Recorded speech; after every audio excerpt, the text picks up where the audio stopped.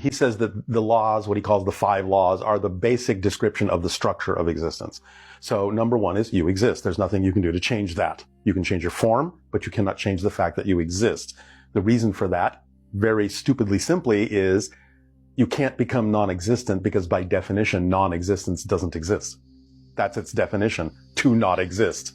Therefore, that which does exist just exists. That's its quality and cannot become that which doesn't exist because there's no such thing as non-existence by definition. So that's number 1. Number 2 is everything is here and now, which basically means space and time are an illusion, a projection of our consciousness.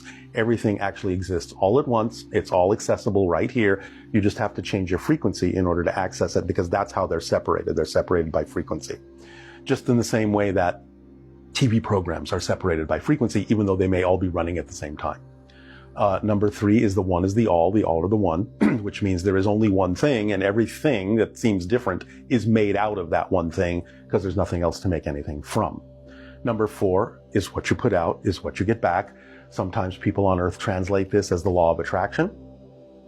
And something important to say about that, because even though it's not incorrect to say that, well, you have to be the vibration of a thing to attract it, the idea of the way it's usually stated here is, in my opinion, incomplete. And people are left thinking, I have to learn what that vibration is to attract the things that I need in life. That I disagree with. You are already giving off that vibration because that's your natural core. Vibration is to attract what you need in life. If those things aren't manifesting, it's not because you're not the vibration of the attraction. It's that you are blocking them from coming. You're stopping the vibration from bringing them to you with negative and fear-based beliefs. So it's not an issue of having to learn to attract. It's an issue of having to learn to stop blocking what you're attracting naturally. And law number 5 is everything changes except the laws. Those are the structure that don't change. But everything else changes. Perspective, experience, beliefs, it all changes, and it's changing constantly. Bashar has even gone so far as to say that the way we actually even experience the concept of time is by actually shifting our consciousness through billions, literally billions of parallel realities every second. So we're constantly shifting like a projector light through a series of film frames to create the illusion of movement and change on our screen, our movie screen of reality. So if you understand that you're flickering through these billions of frames, then everything is changing constantly, and every single moment is a different frame. When you really start to wrap your mind around the fact that that's how reality is being generated by your consciousness, then you know that every moment you're actually going back to zero, and that this sense of continuity from the past to the present to the future is also part of the illusion. You can break your continuity by understanding that you're shifting all the time. So you don't have to learn to shift. You are learning to navigate what frames you're shifting through that are more and more representative of the frames and the realities you prefer. And do my feelings help me navigate that? Yes, because your feelings tell you what you believe to be true. And what you believe to be true creates the vibration that navigates you. And what about timelines then? What do timelines come into play? Timelines are kind of what I just described, but see, okay, it gets a little bit, we're going into fourth dimensional physics and higher physics here. When I describe parallel realities as frames, each frame, like a frame on a film strip, has no movement in it, no awareness in it. To create that illusion, you have to go through several frames. That's a timeline. But each parallel reality is nothing but a frozen snapshot. We call timelines parallel realities. That's why it gets a little confusing, because we're looking at the entire experience over time and saying, well, that's a parallel reality. But the seed of the parallel reality is a frozen frame with no experience in it whatsoever, just like on a film strip. You just look at a frozen snapshot, you don't know what's going on.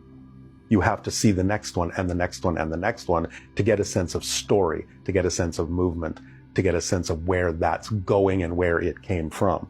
So that's what creates a timeline, is a series of parallel reality snapshots viewed through a perspective of continuity that connects them together. But in truth, the mechanism is telling us that every single moment is a new frame. And if you decide that you want a different frame in that moment, you are jumping to another film strip. And that means, strangely enough, that not only are you changing your present, you're changing your past. Because if you look at it from the space-time concept of continuity, if you change who you are as a person in the present, in a sense, you had to have had a different past to have become that person. That's the way it works in physical reality. So when you change your present, you are actually changing your past as well. You have a different history. Now, you may create it so that you don't remember another history, or you can create it so that you might actually have hints of the history that you used to have before you changed. This is starting to show some of the breakdown in space and time. I'm not saying this is always the case, but some people have recognized this as a phenomenon that they have referred to as the Mandela effect, where some people are remembering a different situation than others who shared the situation with them. And they're both right. They both have a completely different memory, aside from the fact that sometimes we just don't remember things. That's true too. But in some cases, people are very, very clear that they remember something in a certain way, and others are very clear that they remember it completely differently, and both are true, because both are representative of different parallel pasts. Yet they're still agreeing to share a common present, but have the difference of view. So they remember a different past line before they agree to create this present together. So these kinds of things show the flexibility and breakdown of time and space in our consciousness as we become more aware that we are these multidimensional beings, shoving ourselves down into a box to pretend that we're not. But that box is now leaking.